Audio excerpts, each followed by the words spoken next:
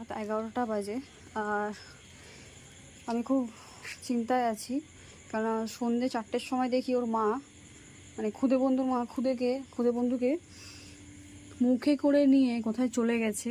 আর আমি তখন নিচেই ছিলাম, তখন কাউ কাউ মিয়াও মিয়াও মিয়াও আওয়াজ হচ্ছিল। তখন দেখলাম ফ্রেন্ডস খুদে বন্ধুকে নিয়ে কোথায় গেছে জানি না, আদৌ সে ফিরবে কিনা আমি সেটাও জানি না ফ্রেন্ডস। এই দেখুন পুরো ফাঁকা। এতদিন খুদে বন্ধুর সাথে টাইম স্পেন্ড করার পরে আজ আমি কতটা আপসেট, মানে একটা মানে জন্তুর সঙ্গে এতটা আমার বন্ডিং হয়ে গেছিলো, মানে ওকে না দেখতে পারলে আমার আর মানে ভালো লাগতো না। রোজ সকালবেলা উঠে ওকে দেখতাম, আর সন্ধ্যেবেলা দেখতাম, রাতেবেলাও এসে দেখতাম। কিন্তু ফ্রেন্ডস এখনও আদৌ সে আসবে কিনা আমি জানি না ফ্রেন্ডস। খুবই খারাপ লাগছে, এই দিকগুলো সব ঘুরে বেড়াতো, জানি না কেন করেছে।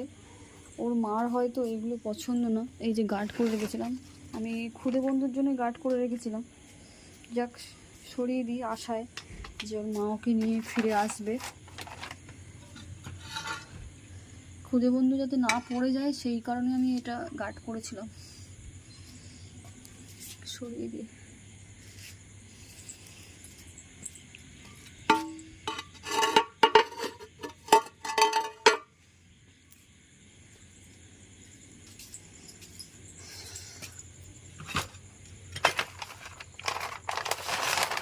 এগুলো থাক, দেখি সকাল অবধি ও ফিরছে কিনা। এখানে ছিল, ভালোই ছিল ফ্রেন্ডস। এই দেখুন, এইটা আমি ওকে বকলাম কিন্তু ওর মাই সরিয়েছে।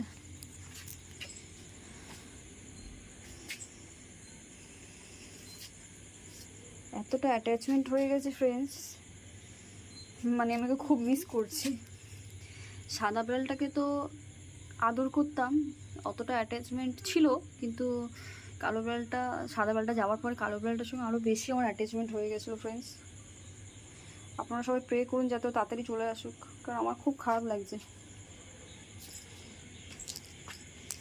ও এই দিকটা উঠে, মানে এইটা ছিল ইটটা, আর এর উপরে উঠেছিল, তাই কাঁটা ফাটা লেগে যাবে বলে লেবু গাছে, তা আমি এখান থেকে সরিয়ে, আর কাঁটা সরিয়ে আমি এখানে দিয়েছি ফ্রেন্ডস।